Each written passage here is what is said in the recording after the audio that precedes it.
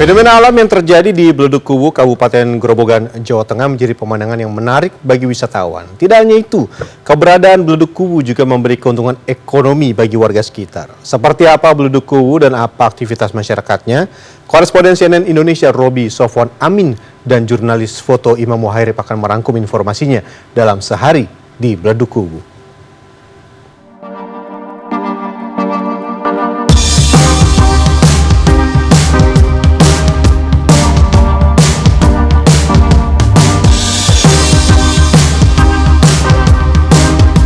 Ini ada Gunung Lawu ya, kalau pagi kelihatan cerah begini. Nah, ini saya di Bledugkuwu di Kabupaten Grobogan, dan ini fenomena alam yang cukup menarik ya, sudah sejak dari dulu. Ada apa saja di Bledugkuwu selain fenomena alam? Nanti saya akan mengajak Anda sehari di Bledugkuwu.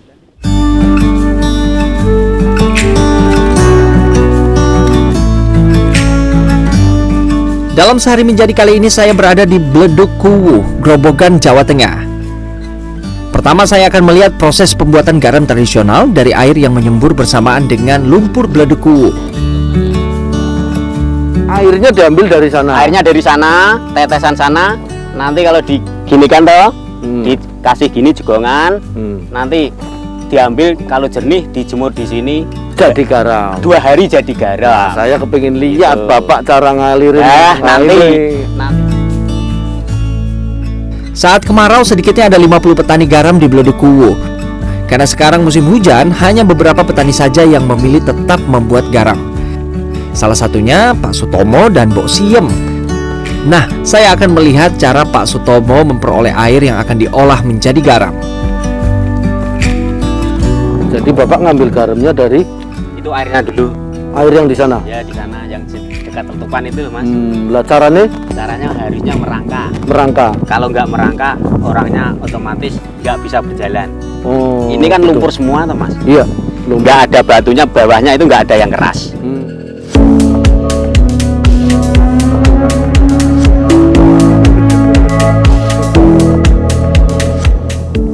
Karena berisiko dan tidak berpengalaman, saya hanya bisa melihat cara Pak Sutomo mengalirkan air garam Bledugkuwu. Ya, mestinya saya mencoba merangkak ke sana untuk menjadi petani garam. Tetapi ini memang butuh kebiasaan dan keahlian, beresiko ya. Jadi saya cukup melihat dari sini karena ini sudah butuh kebiasaan atau keahlian khusus gitu. Usai membuat aliran air dari dekat Bledugkuwu keluar dari lumpur yang mulai mengeras. Selanjutnya petani garam akan membuat cekungan sebagai penampung air yang akan diolah menjadi garam. Untuk bisa diambil airnya perlu didiamkan terlebih dahulu sampai air dan lumpur terpisah. Jadi ini setelah dialirkan dari sana ya Pak ya? Ya.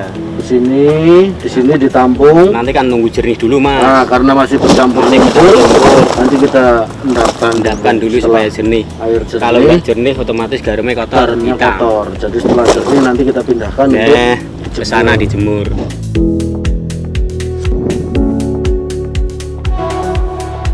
Kali ini saya ditemani Mbok Siem untuk mengambil air yang telah bersih. Mengambilnya harus pelan-pelan ya, agar air tidak keruh kembali dan bercampur dengan lumpur. Oh, dikit-dikit gitu ya. Bisa itu kalau kayak gitu. Saya coba saya tampung lumpurnya.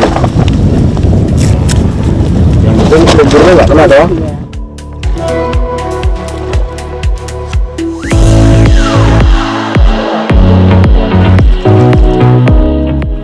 Air yang sudah ditampung dalam ember dibawa ke terpal atau plastik yang sudah disiapkan. Air dijemur agar berubah menjadi kristal garam. Jadi ini setelah kita taruh di plastik seperti ini, dijemur selama 3 hari dan nanti dia akan mengkristal, ya, mengkristal jadi garam.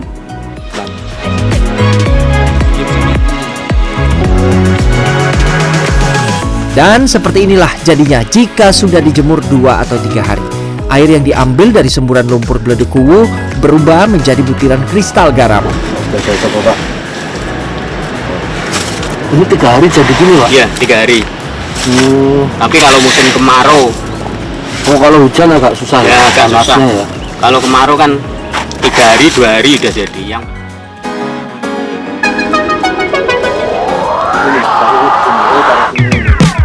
Tahap berikutnya adalah menyaring garam menggunakan kukusan yang terbuat dari anyaman bambu.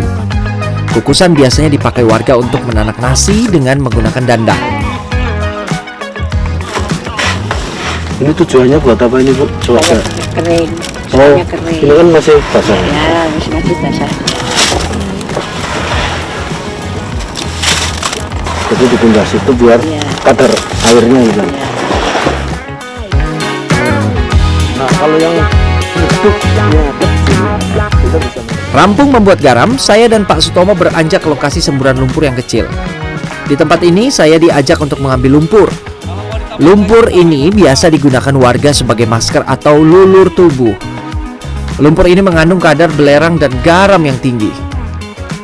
Selain untuk garam, ternyata bisa buat ini. bisa buat obat jerawat itu loh. Oh, masker, lulur badan Ya. gitu. Kan ini kan ada kandungannya belirang. Oh, lah ngambilnya berarti Yang ini.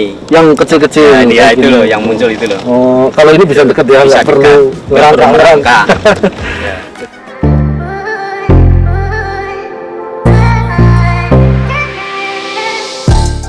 Kawasan Bledukuwu memiliki bentangan luas hingga lebih dari 45 hektar. Selain garam, Bledukuwu juga menjadi daya tarik bagi wisatawan yang berkunjung untuk melihat fenomena alam dari jarak dekat. Kayak Genjo, sering pulang tapi gak pernah kemari. Ini baru kali ini disempetin. Oh, gitu. Gimana setelah lihat apa? Wah, puas dah. Gimana? Puas ya? Puas. Pengennya sih lebih dekat lagi tapi nggak boleh. Iya, fenomena alamnya Iya, kelihatan. betul. Iya, betul. Iya. Terus Ini ada 3 titik yang besar, yang utama, yang tengah. yang paling utama yang Iya. tengah sini nih ya. Tapi di samping-sampingnya Di samping-sampingnya termasuk aktifnya nggak terlalu. Sembari istirahat, saya, Pak Sutomo, dan Mbok Siem mulai mengemasi garam yang sudah jadi.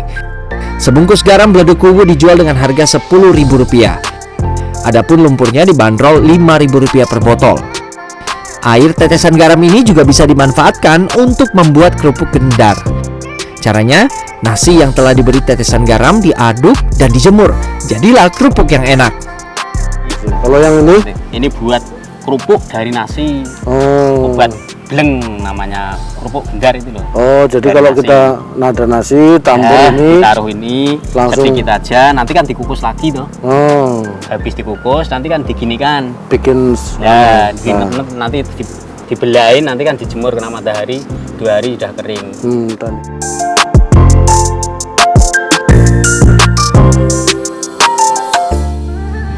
Menurut Kepala Dinas Kesehatan Kabupaten Grobogan, berdasarkan penelitian garam Bledukuwu tidak mengandung yodium, maka Pemkab Grobogan memberikan sosialisasi kepada petani garam untuk menambahkan yodium pada garam yang mereka produksi.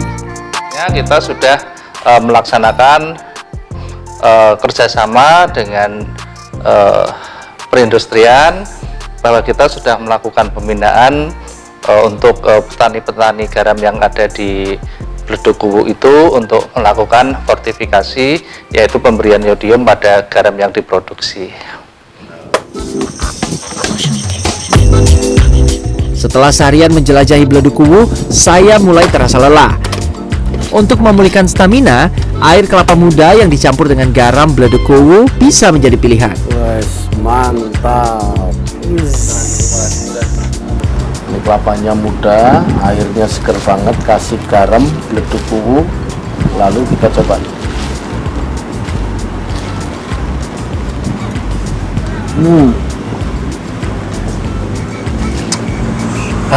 Seger banget.